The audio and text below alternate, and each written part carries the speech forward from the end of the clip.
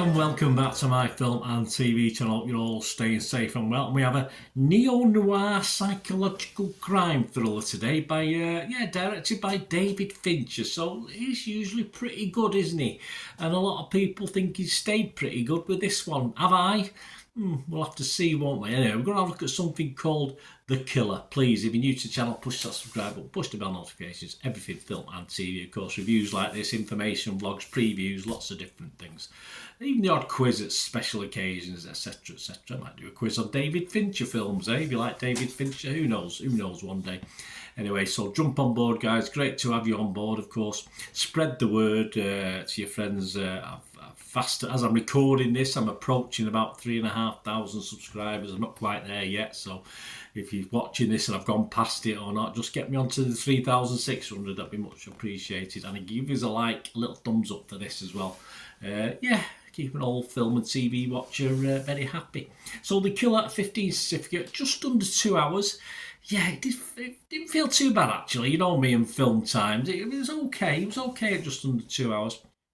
It's actually based on the French graphic novel series of the same name, written by Alexis Matz-Nolant, illustrated by Luc Jacquemont. So, I've heard of him. The film stars Michael Fassbender. We'll talk about him in a minute. He's in the title role as the assassin in this film. And we've got Aris Howard, Charles Parnell, Kerry O'Malley, Sarah Baker, Sophie Charlotte and Tilda Swinton. None of them stay in it too long, so but we'll talk about that as well later on. And it follows, of course, the Michael Fassbender's character, who's an assassin who gets embroiled in an international manhunt after a hit goes wrong. It's not quite how it sounds, that, actually. It's a manhunt, but not how I envisaged it when I read the synopsis before filming it. But I'm not going to say no spoilers in this one. It had a limited theatrical release on October the 27th, 2023, and it's scheduled to begin streaming, so I've got this in before it has, on November the 10th on Netflix. So, you'll be able to see it from November the 10th if you don't get a chance to see it at the cinema. And all these scores and comments I'm going to give you today are as at the 30th of October, just the day before Halloween. So let's have a look at some of the scores. The critics, Rotten Tomatoes, they sort of love it. Yeah, 7.5 out of 10. That's not bad, is it? 89% positivity. That's 140 critics, so that's a lot there, and that's 125 fresh and just 15 rotten, so there are some rotten but not many. The website's consensus reads: The Killer finds director David Fincher on firm footing with a stylish, engaging thriller that proves a perfect match for leading man Michael Fassbender. Okay, Metacritic, the other site we look at, 76%, so that's good. 46 critics, 34 were positive, 12 were mixed though, and 0 negative, so no one disliked it, but there's a fair chunk of mixed ones on that one. Total Films, Jane Crowther. Let's have a look at some of the critics. Total Film, I get told only because I get Total Film and Empire magazines. I just have a look, see what they think. Jane Crowther for Total Film said, "If you ever wondered what Fincher's Bond might have looked like, this could be it." Not my vision of Bond. I'll be honest with you. She gave it 80 out of 100. She liked it. John Nugent, he equally liked it as well. He's from Empire magazine. He gave it 80 as well. He said, "A riveting revenge riot with gobsmacking levels of film craft." Yeah, I like the film craft. I won't particularly agree with the other things. And the performance from Michael Fassbender to make your blood run cold or just make you feel cold, one of the two. It's not quite top tier Fincher, but it comes damn close. Well, you give it 80, mate. I mean, flipping heck. I wouldn't say, I think Fincher's films have been good, but 90, 100, who knows? Anyway, the public, they agree with the critics. Internet Movie Database, 7.4 out of 10. That's over 3,000 scores and reviews. Meta users, all right, there's only 10 of them, but 9.1 out of 10. So they love it. They love it. What about Bernard? What about yours truly? Well, it's an interesting film.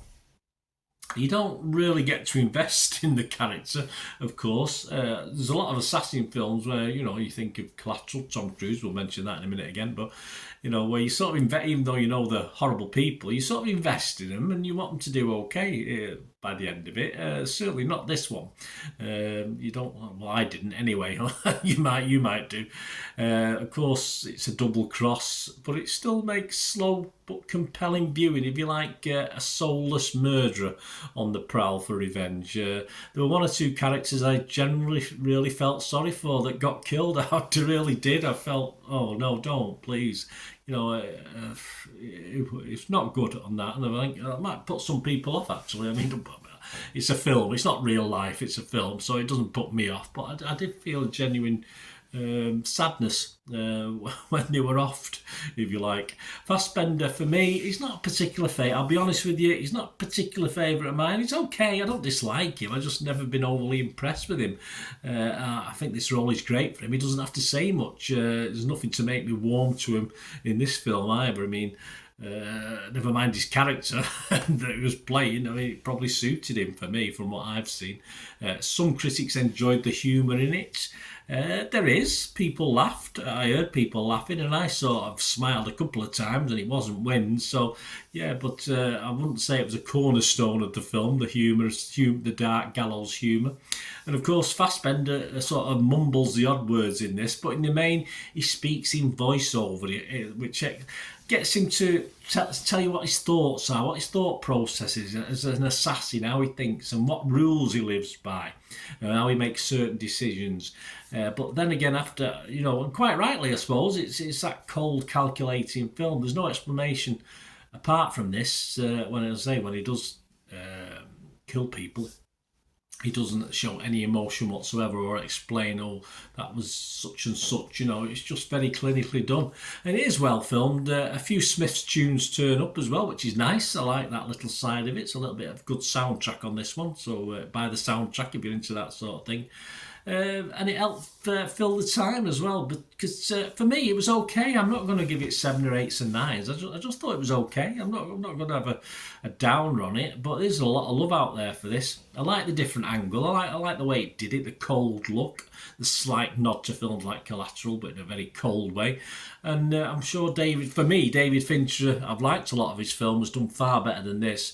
It did have style, but lacked something to raise it above the ordinary for me. And of course, it's very style and characters. There's some characters I wanted to get to know, but they didn't last long before they got off. So, obviously some of those actors, some of those characters, I thought I might want to know a bit more backstory on them, but you didn't get the chance, unfortunately. And sadly, Fassbender's character never really appeals to me at all, as I've sort of hinted at. Just cold, clinical. And that's the film, and that's probably what Fincher was going for. So if that's what he was going for, then fair enough. But it didn't really appeal greatly to me. It was just okay for me. I must admit, I'm no spoiler on this. So it was one of those films where I personally was really hoping the assassin would get offed himself by the final act. There is an epilogue, so I'll let you watch that anyway, but it is one of those films I just wanted to get his comeuppance, and that doesn't always happen, does it, in these sort of films? Even an assassin might be, someone you stick up for or you're invested in, but certainly not this guy. So my scores, I'll have to be. I'm not going to have a downer on it. I'm going to have to be fresh if it was Rotten Tomatoes. I'd be positive if it was Metacritic, but I'm just going to give it my minimum watchable score, which is a bit down on everyone else. I'm just going to give it a 6 out of 10. Just watchable in a very detached way. And if that was the aim that Fincher was going for, that cold way, and if you like Mr. Fassbender's sort of portrayal, then you'll be okay with it. It just didn't really work totally for me, but as I say, it was okay. 6 out of 10 for me anyway. Let me know what you think, guys. Great to hear your opinions and views, because that's what it is. If we all have the same opinion about things, it'd be a very, very boring world, wouldn't it? Let me know your thoughts. It'd be great to hear from you. Till we meet again, and that's one thing, don't I? Please stay safe, everyone. Bye for now.